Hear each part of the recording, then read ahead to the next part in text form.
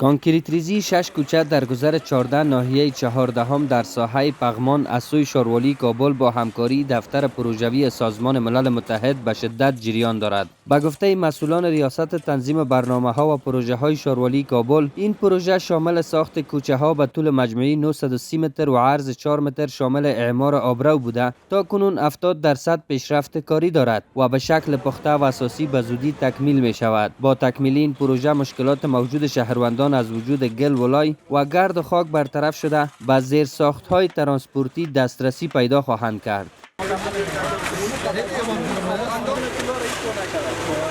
همین جوانایی که شما میبینید نه شخصا خودم این یک کار کلان است که در پیش خانه کار است. روزمره به ما 450 افغانی میده. تشکر خاص از شاروالی محترم کابل و از جناب وکیل صاحب محترم که همین بچهای منطقه و محل کلش در کار کردن.